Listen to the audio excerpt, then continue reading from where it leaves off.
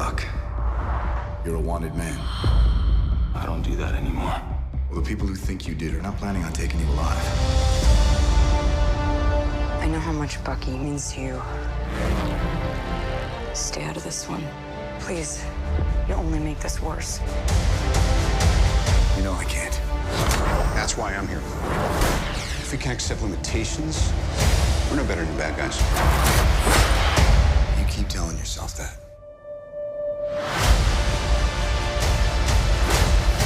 You know what's about to happen.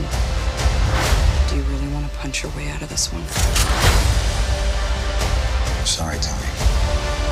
But he's my friend. So was I.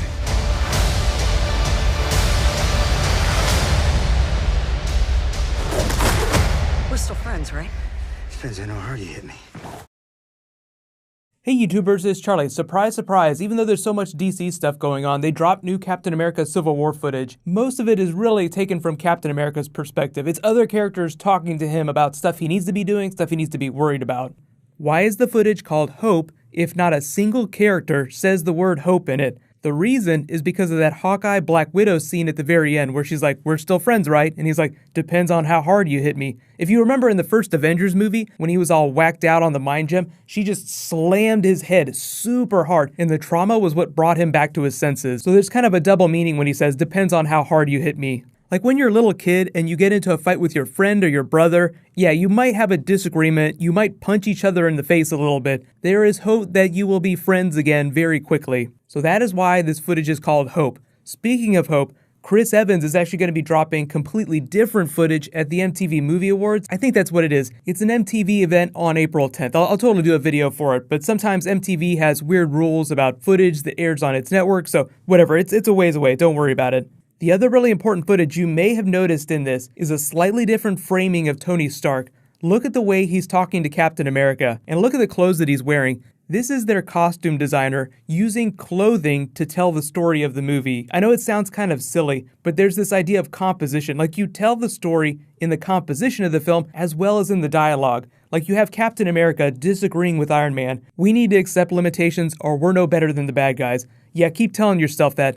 So imagine two people are having a disagreement. One of them is wearing a very expensive three-piece suit. The other is dressed like an average person. Who is the underdog in this situation? Clearly, you're meant to root for Captain America. And also, Iron Man is sitting down, so a lot of times when they frame two characters together, the character that sits higher in frame is typically more powerful. So even if you weren't already Team Captain America, this clip is trying to inception you into thinking that Captain America is in the right here. Iron Man is the antagonist. And that's assuming you haven't read comic book Civil War. If you've read the comics, you'll probably notice a lot of the visual tricks that they'll play with the movie, just making Captain America seem like the underdog, making Tony Stark seem like an asshole. But the people that make the movies, they've read the comics, so they do try to introduce a couple clever twists. So part of the fun of seeing movies like this is noticing all the visual tricks and then looking for the twist that they introduce for the comics, especially when it comes to big WTF deaths. They keep teasing there's going to be some big moment that's going to make fans poop their pants, and I feel like they're going to kill one of the characters, but they're making it sound like Doctor Strange is going to have the time gem, so you're like, when we get to Infinity War, does that mean that they're going to reverse a lot of the damage that they've done to themselves, as well as the damage that Thanos has done? Hard to tell. I think a lot of it depends on which actors re-up their contracts. I love thinking about how real-world things influence the plots of movies. Like, oh, so-and-so actor doesn't want to do the franchise anymore. Well, we need a big WTF death. Okay, why don't we use them? We could just kill them off. That'll completely explain why their character isn't around anymore. They also recut some Winter Soldier scenes in this trailer here. It's like footage we've seen before, but it's done from a slightly different perspective. They make it sound like somebody frames this big explosion on Winter Soldier. He says, "I don't really do that stuff anymore." So it's almost like he's on walkabout trying to regain his memories, trying to remember who Bucky Barnes is when this happens and they come looking for him. So maybe someone like Crossbones or someone behind Hydra, one of the villains of the movie, pins this on Winter Soldier and tries to use that to pit the Avengers against each other. Play on the fears of the world in the wake of Sokovia and all the crazy things that have happened that the Avengers have been involved in to benefit from the chaos. Usually in the comics, when heroes go at each other, like in a Civil War situation, you find a villain behind the scenes that's trying to create that situation so that they could benefit from the chaos. So I'm wondering who's going to emerge from the shadows. The rumor is that Daniel Bruhl's going to be one of the big villains of the movie, but that remains to be seen. I don't know if he's going to wind up being Baron Zemo. I thought it was confirmed at one point, but people have been saying that it's not confirmed, so we'll just have to wait and see. Now that Batman v Superman is starting to die down a little bit, Captain America is going to swell up. There's going to be a whole bunch of Captain America stuff in the next month.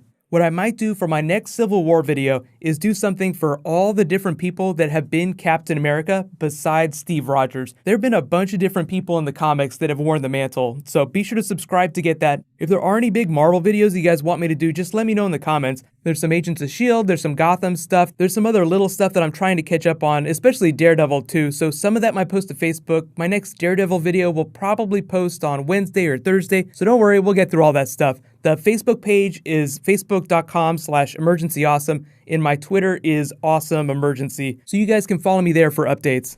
There is a new episode of The Flash posting tonight. While you guys wait for that, you can click here for my Flash Supergirl crossover video, and you can click here to learn all about the special Justice League scene they just posted from Batman v Superman. There was just some deleted footage that was actually a pretty big deal. Thank you so much for watching, everybody. Let's high five. I'll see you guys tonight.